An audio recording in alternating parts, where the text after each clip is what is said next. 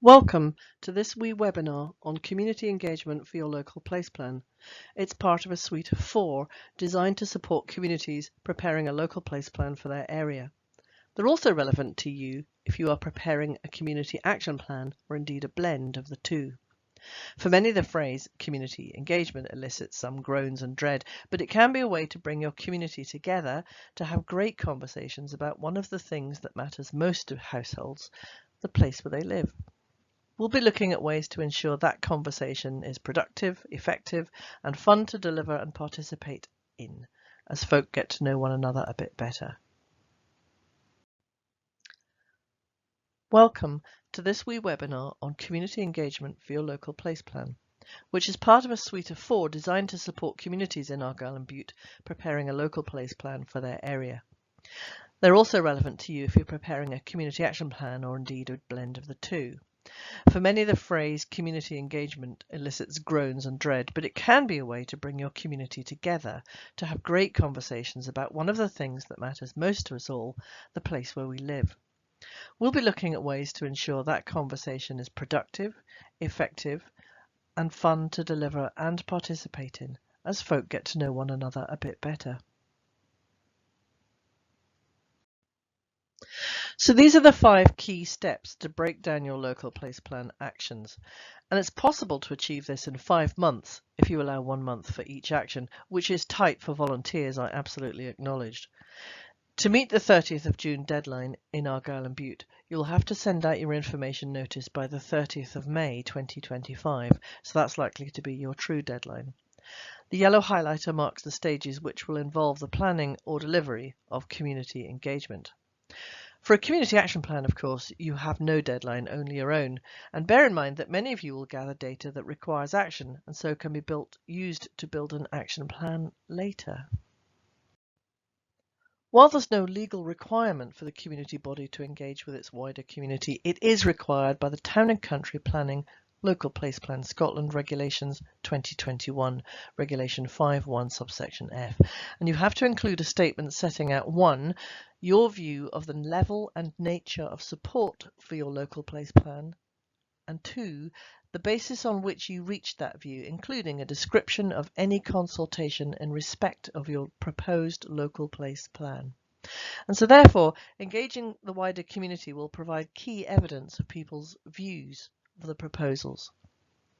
Emerging practice includes also an acknowledgement and description of significant minority views or dissenting voices in this statement.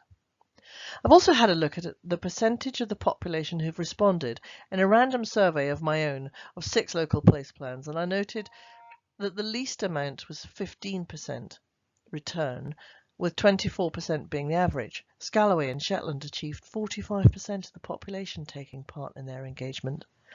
I would certainly recommend your group setting a baseline of what level you hope to achieve and then measuring your progress against that, perhaps using these figures as a guide.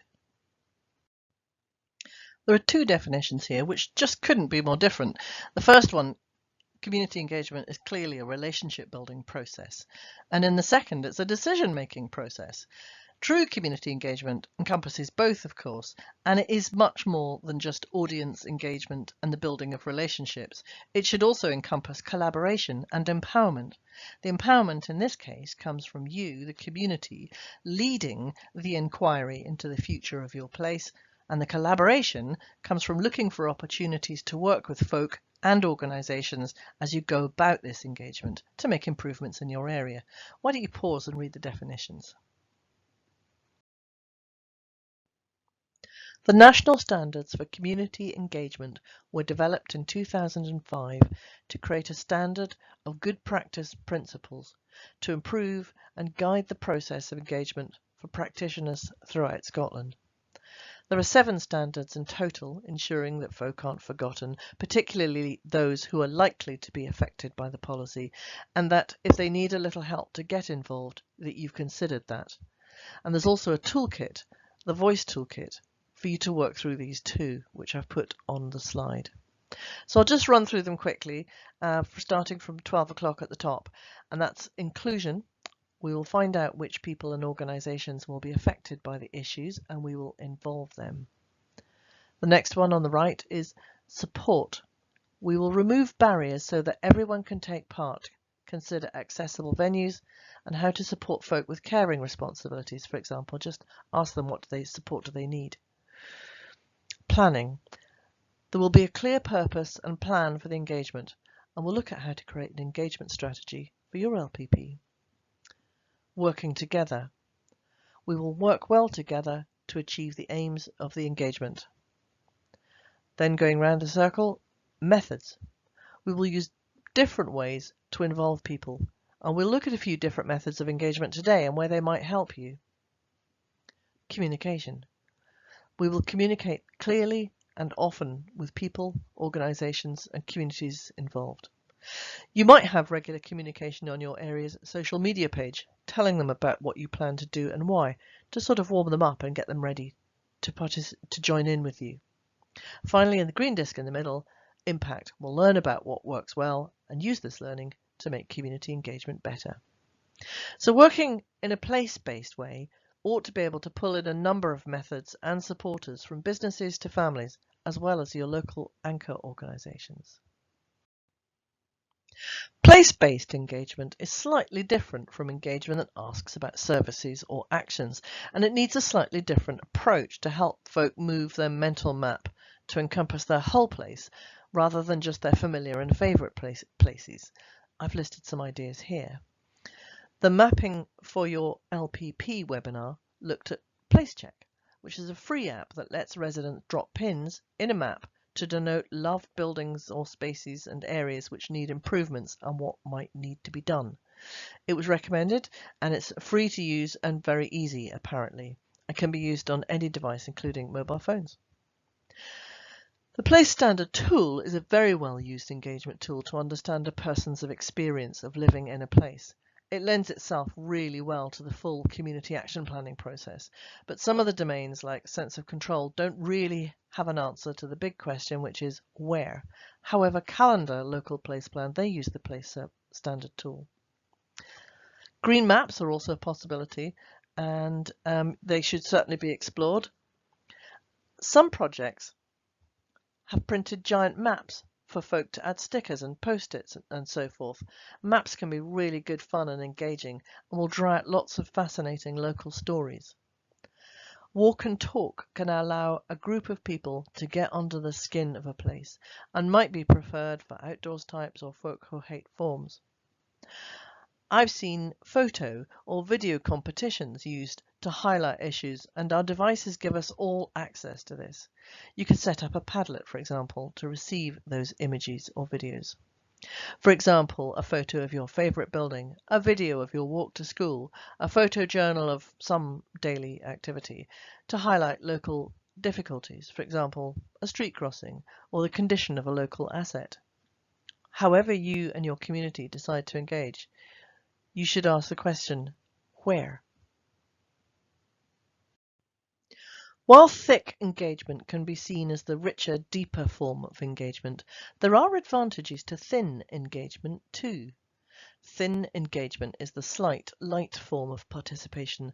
Some clicks on an online survey, voting online, social media sharing, and idea crowdsourcing, for example. It's fast and cheap, usually free, and gathers valuable data. This data is used to determine the validity of your proposals. For example, 25% of our community participated, 67% of respondents said the playing fields were too far away and we proposed this alternative location. So sort of that sort of thing. The initial online paper survey that you send out or the use of PlaceCheck tool can identify sites or themes that need to be explored later in the second round and who they need to be explored with. The broad body of the Kirk can participate easily with these without too much trouble. If you're looking to influence policy, such as the Local Development Plan 3, or funders, then this kind of data is important and the numbers game is good. The issue of representation of inequalities groups is important here too. Do you think you want to gather demographic data? And will this have GDPR issues? Demographic data such as postcode or age bands can help you monitor who's replying and who isn't and shouldn't be able to identify individuals. Thick engagement is that rich, deliberative engagement that not only gathers detail, but also helps to build relationships. Community councils have used this to improve their knowledge of the community and become better representatives, and that detail can help you build a better picture of, for example, why the playing fields have been underused. It can bring people together as they share their ideas and thoughts, and folk understand each other better. It allows folks to change their minds with the possibility of creating consensus. It can be more resource intensive. However, it can also be enormous fun, bringing neighbours and friends and family together to talk and share ideas in a structured way. World Cafe, Open Space, or other methods do this really well. You contact Community Development or the TSI if you want help with these. Who is invited to these small deliberative spaces is an issue for consideration as well, whether it's open to all or particular groups invited. So your steering group should now decide on your engagement strategy, your best plan for engagement in your area, town or village. You should be sketching out a timeline, methods and resources. You're looking then for a mix of thin and thick engagement. You need both qualitative and quantitative data. You also need data that makes sense. So as you design each part of your strategy, you should be asking yourselves, what kind of data is this going to produce? Do our questions make sense in this context, and are they easy to understand? Think about local events you could gatecrash, or even create your own. My colleague went to an event in a village hall where the community council created a local information event and invited other third sector organisations to join them, where they had benefit checks, energy efficiency advisors and all sorts, and they tacked it onto the regular popular coffee morning next door. They made up some information boards with maps and dots and text and recorded comments as they arose. It was a great use of the afternoon, both for stallholders and members of the public. Could you create an information day in the same way? There are local groups and organisations who may let you in to run a wee questionnaire session, especially if it's a group of folk who are resistant to the usual questionnaires. Schools are important, but with pressured timetables, it's not easy. Geography, modern studies, and that sort of topic might be interested in helping you. There is a place standard toolkit for children and one for young people that could give you ideas for questions and how to frame them.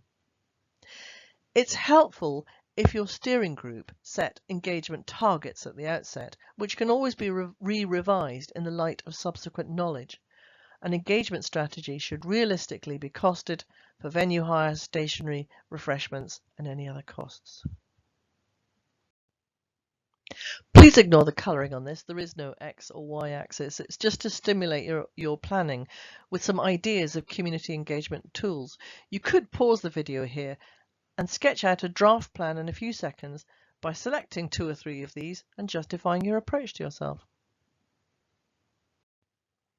There are a few other issues that might come up, and I'll just run through a few. For example, what are the relative merits of online versus offline engagement?